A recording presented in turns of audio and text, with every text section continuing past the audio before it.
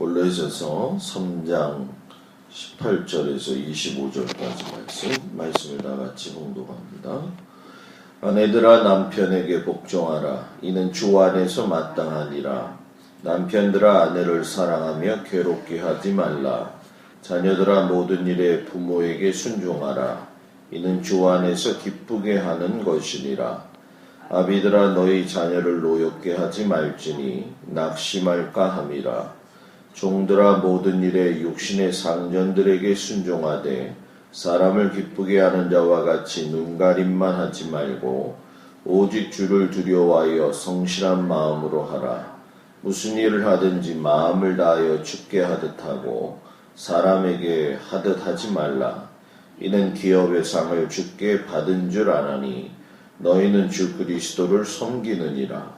불의를 행하는 자는 불의의 보응을 받으리니 주는 사람을 외모로 취하심이 없느니라. 아멘. 삶 그 자체가 신앙의 열매가 되어야 합니다. 라는 제목을 가지고 오늘 아침 말씀 묵상하도록 하겠습니다. 골로새 교회가 지금은 존재하지 않는다라고 여러분들한테 말씀을 드렸죠. 소아시아 교회를 다니면서 벌써 한 10몇 년 된 것 같은데 제가 느낀 것 중에 한 가지가 수많은 교회들이 잔해만 남았을 뿐이지 겉으로 보여지는 교회는 한두 개의 교회 정도밖에 없다라고 하는 걸 보면서 교회가 시대적 사명을 감당했을 때 어떤 모습으로 마지막에 살 것인가 그런 생각들을 좀 많이 해봤어요. 그런데 유럽에는 지금도 많은 교회들이 있지만 또 교회의 역할을 제대로 하고 있지 못하는, 그래서 어떤 때는 영국 교회에 대해서 지난번에 제가 페이스북에다가 영상을 잠깐 올리기도 했었지만은 교회가 술집이 된다든가 교회가 디스코텍이 된다든가 하는 일들이 지금 많이 일어나고 있죠. 이 두 가지를 비교해 보면 교회가 건물이 있든 건물이 없든 그게 중요한 게 아니라 정말 중요한 거는 교회인 성도들 자신들이 하나님 안에서의 어떤 삶의 모습을 가지고 살아가야 되느냐, 이것이 더 중요하다라고 하는 것을 보여주는 이야기죠. 어떻게 보면 한국 교회도 지금 어려운 것이 교회는 커지고 교회는 많아지고 또 목사나 성도들이 많이 있다 하지만 우리는 보여지는 것으로서만 신앙의 열매를 측정하려고 했었지 내 자신의 삶 자체가 신앙의 열매가 되려고 했던 것은 부족했던 부분들이 오늘날 우리 한국교회에 많이 있지 않는가. 그 말씀을 생각하면서 오늘 말씀의 아주 기본적이면서도 가장 하기 어려운 이런 삶의 모습을 한번 우리가 좀 뒤돌아봤으면 좋겠는데요. 그 중에 하나가 뭐냐면 삶 그 자체가 신앙의 열매가 되려면 관계의 열매가 바르게 나타나야 된다. 아내 된 자들에게 남편에게 복종해라 라고 이야기를 합니다. 이것이 하나님께서 창조 질서 가운데 주신 것인데 복종하라는 얘기가 우리가 상전에게 복종하는 것처럼 하는 것이 아니라 이 복종의 관계에 대한 것은 주님을 염두한 복종이다 라는 얘기죠. 그러니까 우리가 주님 안에서 어떤 일을 함에 있어서 그 동기나 그 삶의 모습들이 선한 것처럼 남편에 대한 모습들도 선해야 된다라고 하는 것을 우리에게 이야기하죠. 그러면 남편한테 선한 것이 무엇이겠느냐? 협력자가 되어야 된다, 이런 얘기입니다.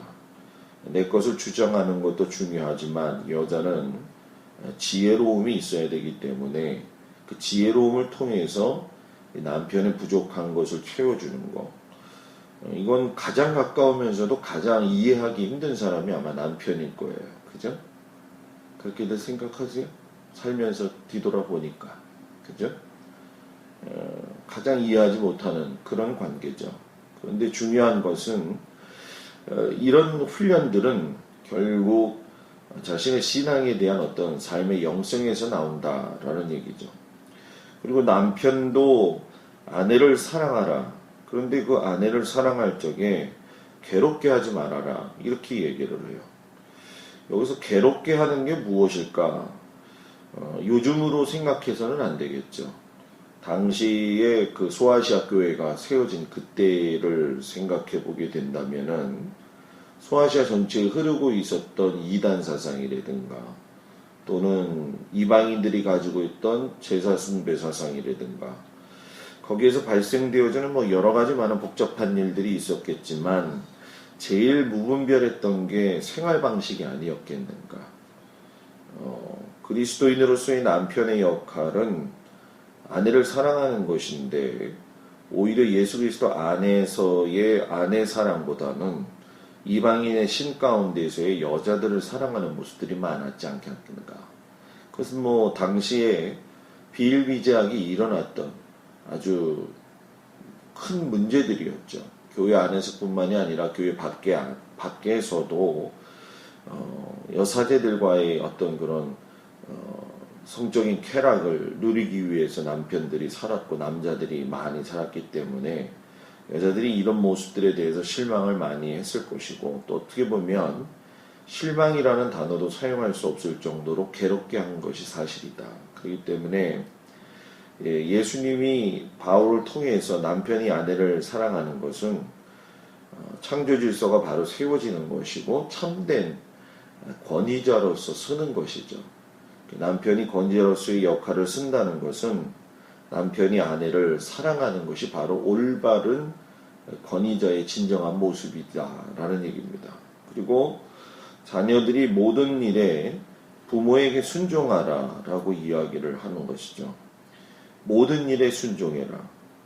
그것이 어떤 모습의 모든 일이다 할지라도 이 모든 일이라고 하는 것을 분명히 이야기하는 거 보니까 우리가 여러 가지로 많은 것들을 생각할 수 있지만은 아무래도 이 초기 기독교 사회하고 소아시아 지역에 보게 되면 여전히 혼합적이고도 불륜적이면서도 이해되지 않는 어떤 상식선을 벗어난 일들이 참 많이 있었죠. 그런데 그것이 오늘날도 비일비재하게 일어나고 있는 것이 사실인데 결국 이 이야기는 무슨 얘기냐면 주 안에서 기쁘게 한다는 건 부모가 또 하나의 하나님의 모습이고 형상이다라고 하는 걸 인지하라는 거죠.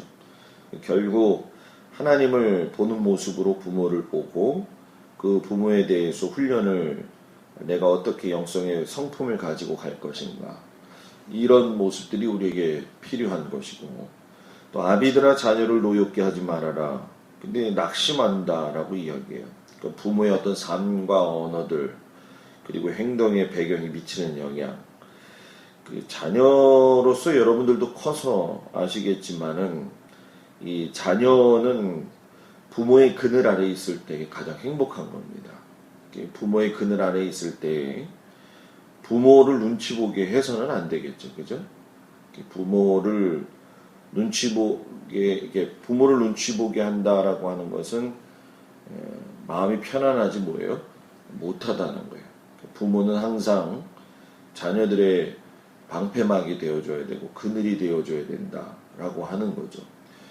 이것은 뭐 우리가 자녀들이 큰다 할지라도 아마 그 자녀들이 자라면서도 느끼는 부분일 거라고 생각을 합니다. 그런데 신앙적인 입장에서 가장 중요한 것은 낙심될 만한 일들이 부모나 또는 자녀들과의 관계 속에서 일어나지 않도록 해라는 거죠. 그리고 그 당시에는 이제 종과 상전의 관계가 있었기 때문에 특별히 종들에 대한 이야기를 순종과 더불어서 이야기를 하는데 이 순종에 대한 부분을 우리가 두 가지 면에서 볼 수가 있어요. 특별히 이제 진짜 종과 상전의 관계고 바울이 말하는 것 중에 한 가지 중에는 우리가 종이고 예수 그리스도가 주인이라고 했을 때에 어떤 모습을 가져가느냐 일맥상통한 부분이 있는데 그것이 무엇이냐면 순종이 나와야 되는 것이고 눈가림으로 하지 말라는 얘기죠. 그리고 항상 성실한 마음을 가지고 살아야 된다라고 이야기를 해요. 여러분 이것이 어떻게 보면 가장 보편적인 얘기이고 또 어떤 상황에서 본다고 한다면 이것이 우리들의 바로 삶의 모습입니다. 그런데 이 삶의 모습에서 신앙의 열매가 나와야 된다는 그 이야기는 삶 자체가 하나님 앞에 서 있어야 된다는 아주 중요한 의미를 가지고 있지요. 올 한 해를 우리가 이제 마무리하는 가운데 있는데 여러분들 올 한 해를 뒤돌아보면서 내가 남편이나 아내 또 좀 자녀들 그리고 부모님과의 관계 그리고 종들과 성전이라고 했을 때 어떤 권위자라고 이야기를 해보죠. 나라의 권위자라든가 교회의 권위자라든가의 관계 속에서 우리가 하나님과의 관계를 어떻게 바르게 가지고 갔는가, 내가 얼만큼 성실한 마음으로 주님 앞에 서서 갔는가, 이렇게 한번 재점검을 해본다고 한다면 내년에 더 우리가 바른 신앙의 삶을 살게 될 줄 믿습니다. 두 번째는 삶 그 자체가 신앙의 열매가 되기 위해서는 항상의 원칙을 가지고 있어야 된다. 항상. 이 삶의 평범한 영성은 그 근원이 주님께 하듯이라고 하는 것을 분명히 이야기하죠. 마음을 다하여 죽게 하듯 하고 사람에게 하듯 하지 말아라. 그 당시에 여러 요구되어지는 많은 성도들의 삶들이 있었을 텐데 이 삶의 가장 근본적인 것이 뭐냐면 무슨 일을 하든지 마음을 다해서 뭐예요? 주님께 하듯 하라고 하는 거예요. 그러니까 옆에 사람이 뭘로 보여야 되는 거죠? 주님처럼 보여야지 할 수 있다는 얘기입니다. 성경을 너무 어렵게 보지 말라는 거예요. 옆에 사람이 여러분 주님처럼 보이나요? 요즘 잘 안 보여요? 보여야 된다는 거예요. 옆에 사람이 주님처럼 보일 적에 그 삶 그 자체가 신앙의 뭐예요? 열매가 된다는 거예요. 저 원수로 보이거나 저 화상으로 보이거나 이렇게 된다면은 당연히 주님의 얼굴이 보이지 않게 되는 거죠. 그러니까 삶의 기본적인 영성의 태도는 그 사람의 얼굴에서 나오기 시작을 한다는 걸 우리가 어느 정도는 마음속에서 깨달을 수가 있는 거죠. 여러분 저는 이런 생각을 해요. 사람이 사람한테는 언제든 낙심의 대상이 될 수 있다. 그죠? 그렇기 때문에 사람의 얼굴을 볼 적에 주님의 얼굴 보듯 대해야 된다. 그래야지 낙심이 안 되고, 그죠? 그래야지 이해를 하려고 하는 게 아니라 이해를 못해요, 사람을. 이해를 못하고 주님 보듯이 살면 그냥 소망을 갖는 거죠. 아, 내가 저 사람한테 무슨 소망을 가지고 살아야 되겠는가. 내가 저 사람한테 이야기해가지고 저 사람이 내 말을 이해할 것 같으면은 얼마든지 이해할 수가 있죠. 그죠? 근데 그렇게 되지 못하는 게 우리들의 삶이기 때문에 우리는 옆 사람 보기를, 또 교회에서 성도들 보기를, 사회에서 서로 보기를 뭐하듯이 뭐라고요? 주님처럼 보여야 돼요. 자, 이 얘기는 반대말로 얘기하면 또 내가 주님처럼 보여야 돼요. 아, 오늘 아침부터 너무 어렵죠, 그죠?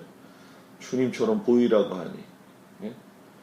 주님처럼 보이고, 주님처럼 우리가 다른 사람을 볼 적에 내 삶에 순수한 삶의 영성, 열매가 나온다라는 얘기죠. 이렇게 우리가 살 적에 결국 결론은 이건 것 같아요. 뭐냐면 상을 받든 불의의 보응을 받든 간에 그리스도인으로서 살아가는 삶의 영성은 결국 예수님하고 가까워져야 된다라는 거예요. 예수님하고 가까워지지 않으면 요즘 우리가 흔히 얘기를 하잖아요. 이렇게 기름 부음을 받고 또 능력을 받고 또 이제 신사도 운동하는 경우에서는 더 능력도 받고 그러는데 저는 소용이 있나 이런 생각이 들어요. 기름 부음 받고 능력 많이 받았는데 맨날 교회 가서 싸우고, 그죠? 기름 부음 받고 능력 받았는데